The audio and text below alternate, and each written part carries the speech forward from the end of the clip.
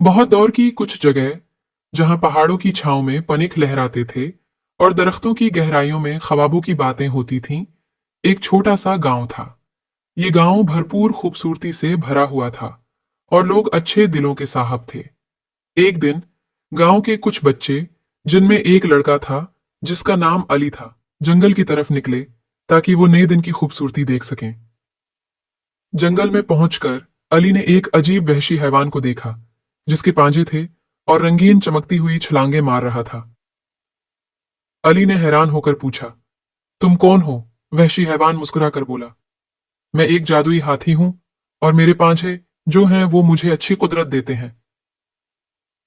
अली ने ख्वाबों की दुनिया का ख्याल करते हुए कहा, मुझे भी अच्छी कुदरत चाहिए ताकि मैं अपने गांव को मजीद खूबसूरत बना सकूं। जादुई हाथी ने मुस्कुराकर कहा, तुम्हें एक ख्वाब दिखाऊंगा जो तुम्हें अच्छी कुदरत फराहम करेगा। इसके बाद जादुई हाथी ने एक ख्वाब दिखाया जिसमें अली ने अपने गांव को खूबसूरत और खुशियों भरा देखा।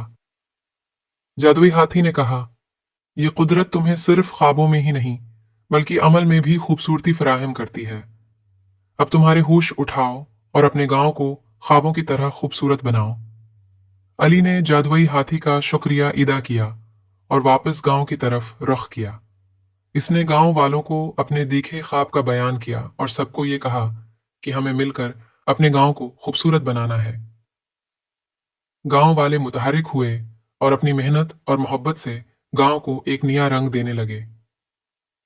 दरख्तों को सुनो, बच्चों ने रंगीन बताया, फूलों ने खुद को खूबसूरत बनाया और हर कोने में हंसी और खुशी की आवाजें गूंजने लगे।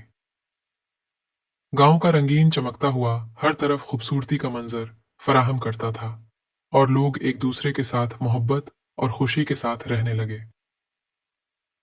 अली ने देखा कि ख्वाबों को हकीकत में तब्दील करने का जेवर बहुत खास होता है और मोहब्बत और म्यूज़र। मज़ीद वीडियो के लिए हमारे स्टोरी चैनल को सब्सक्राइब करें।